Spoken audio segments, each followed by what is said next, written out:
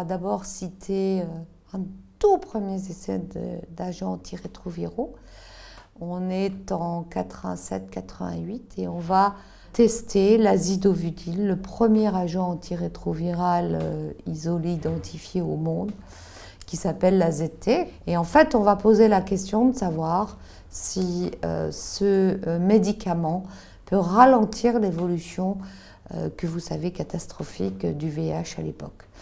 À peu près au même moment, toujours avec la monothérapie, on est dans le questionnement de savoir si lorsqu'on traite une femme enceinte avec ce qu'on a, c'est-à-dire cette zidovudine, est-ce que l'on peut réduire la transmission à son enfant? On sait qu'alors, sans traitement, on est à 25-30%. Et si l'on traite la mère, eh bien une réduction des 2/3 d'enfants contaminés. Et l'on sait que dorénavant, avec un médicament, on va pouvoir faire reculer la transmission. Jusqu'à un essai qui va jouer un rôle important, qui s'appelle Trio. C'est un essai assez simple, une centaine de patients, mais qui échappe à tous et chez lesquels on va montrer que les molécules nouvelles, les nouvelles classes, comme les inhibiteurs d'intégrase, comme les tout derniers inhibiteurs de protéase, et également les secondes générations de molécules plus anciennes qu'on a, quand on est capable de mettre 3 molécules sensibles chez des gens qui étaient en échec, qui étaient un peu, entre guillemets, condamnés, eh bien on va avoir des résultats spectaculaires avec plus de 90% d'efficacité.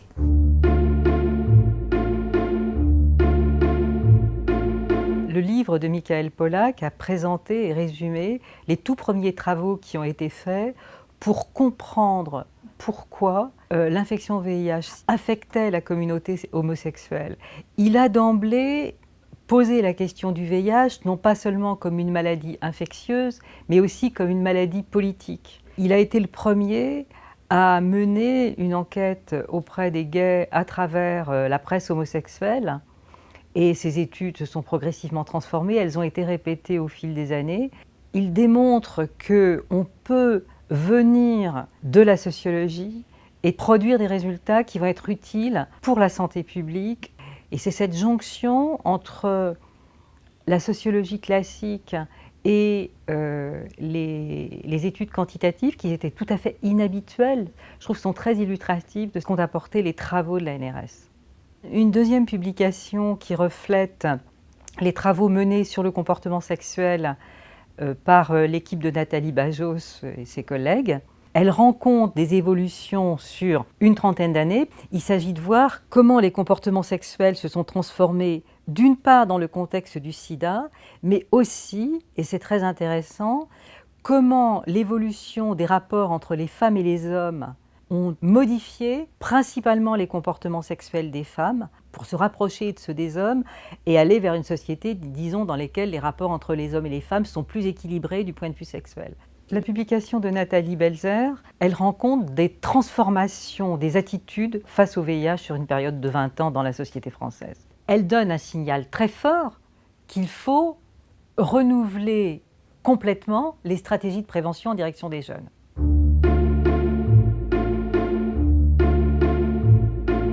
Au Cameroun, la question de l'utilisation des médicaments génériques a été posée dans les années 2000 et nos collègues français et camerounais ont développé une étude extrêmement pertinente sur ce sujet. La première a démontré qu'avec les médicaments génériques, on pouvait faire aussi bien qu'avec les médicaments commerciaux sur le continent africain. À partir de cette étude-là, les bailleurs de fonds ont commencé à acheter les médicaments antirétroviraux génériques et donc on a pu traiter beaucoup plus de patients. Le groupe dans lequel je travaille, en Côte d'Ivoire, a commencé à travailler sur des combinaisons de médicaments antirétroviraux et voir si avec ces combinaisons données de manière encore relativement simple, on pouvait améliorer la réduction de la transmission mère-enfant. Et nous avons été effectivement le premier groupe a montré qu'en combinant deux médicaments, l'azidovudine et l'aniverapine, on pouvait réduire le risque de transmission du virus de la mère à l'enfant à peu près 6%. Nous avons été également les premiers à montrer qu'en rajoutant un petit peu d'un autre médicament, la lamivudine, on pouvait réduire les risques de résistance virale liés à l'utilisation de l'aniverapine. Ces résultats ont été très importants car ils ont quasiment immédiatement abouti à la formulation de recommandations internationales par l'Organisation mondiale de la santé et leur application dans la plupart des pays à ressources limitées pendant les années qui ont suivi. On a appris au cours des années 90 par de nombreuses études d'observation que la circoncision masculine pouvait réduire le risque de transmission sexuelle du VIH. Mais pour aller plus loin, il fallait absolument faire un essai, une étude expérimentale sur ce sujet. Et les chercheurs français et sud-africains, au début des années 2000, ont fait le premier essai qui a démontré ce résultat tout à fait remarquable que grâce à la circoncision masculine, on pouvait réduire le risque de transmission sexuelle d'environ 60%. L'essai mené en Afrique du Sud par la NRS a été la preuve incontestable qu'on avait là affaire à un moyen de prévention de la transmission sexuelle d'un haut degré d'efficacité. Et c'est à partir des résultats de cet essai que les recommandations internationales ont été formulées.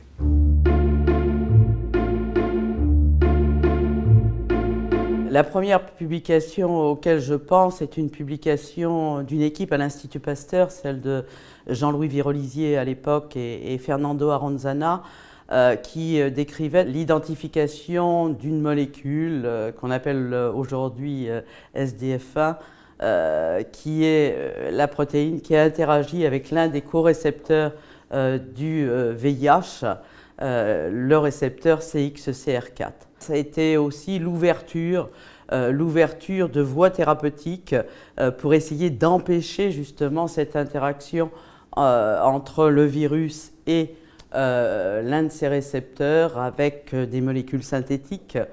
La deuxième publication que j'ai choisie, c'est une publication d'une équipe parisienne, l'équipe de Patrice Debré et de Brigitte Autran, qui finalement montrait pour la première fois chez les patients sous traitement en phase chronique de l'infection que le traitement permettait de restaurer les cellules CD4+, pas seulement en nombre, mais aussi un certain nombre de fonctions. Mais dans ce papier déjà, il décrivait que cette restauration des cellules TCD4+, et de leurs fonctions n'était que partielle et que ces anomalies sont à prendre en considération pour les stratégies thérapeutiques de demain pour les patients. Enfin, la dernière publication de l'équipe de Monsef Ben-Kiran à Montpellier, qui décrivait donc en 2011 pour la première fois un facteur de restriction de l'infection VIH-1 dans les cellules au repos, les cellules qui ne se divisent pas, d'abord les macrophages, puis plus récemment les lymphocytes TCD4 au repos. C'est ce que l'on appelle aussi pour nous les réservoirs viraux. Les réservoirs viraux, c'est à cause d'eux qu'on ne peut pas arrêter le traitement chez les patients. Et les stratégies thérapeutiques de demain, qui sont aussi une priorité de la recherche aujourd'hui, visent justement à mieux comprendre les mécanismes à l'origine de ces réservoirs viraux, justement pour arriver à les purger avec les traitements que nous aurons, je l'espère, dans l'avenir. La première du groupe de Mathias Heger et de l'ensemble des cohortes européennes, qui décrit l'évolution des patients sous trithérapie. Ce que ça a apporté, c'est la description d'une trajectoire attendue chez ces patients en fonction d'un tout petit nombre de caractéristiques. L'âge, les CD4, le stade clinique, la charge virale. En fonction de ça, quand on commence un traitement, où les patients doivent-ils se situer si on veut parler de succès du traitement. Cette première publication, c'est comme le début de la médecine individualisée pour les patients VIH. J'ai aussi choisi une publication de 2003 du groupe de Dominique Castagliola qui décrit l'incidence de l'infarctus du myocarde chez ces patients qui débutent une trithérapie. Elle montre une augmentation de l'incidence de l'infarctus du myocarde chez ces patients par rapport à la population générale et le rôle d'une classe particulière de médicaments que sont les inhibiteurs de protéase pour expliquer cette augmentation. Et enfin, une publication de Levu de 2010, elle montre que globalement, entre 2003 et 2008 en France, l'incidence de la maladie a diminué, sauf dans un groupe qui est le groupe des homosexuels masculins. Avec un certain nombre d'interventions autour du traitement, autour des tests rapides, en améliorant le dépistage, il y a encore des progrès à faire pour identifier les nouveaux cas, pour cibler les populations ou les groupes qui prennent des risques vis-à-vis du VIH. Dans le domaine de l'immunothérapie et du vaccin, je crois que le premier essai, c'est celui du Lancet en 1999, où on a testé l'interleukine 2. On a comparé la voie classique, l'intraveineuse, à la voie sous-cutanée. Et à partir de cet essai, on a montré que c'était la voie sous-cutanée qui était utilisée et qui était beaucoup plus pratique pour les patients. Le deuxième essai peut-être important et publication, c'est celle de Jean-Gérard Guillet en 2000 dans le Journal of Virology. C'était la première administration du vaccin d'hypopeptide qui a été développé par la NRH chez des volontaires et qui a montré que ça induisait des réponses immunitaires.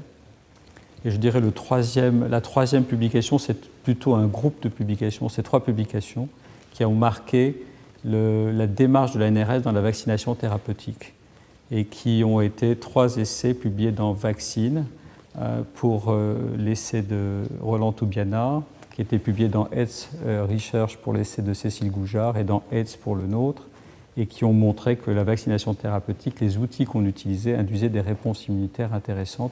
Et ça a ouvert la voie à un nouvel outil associé aux antiviraux pour mieux contrôler le virus.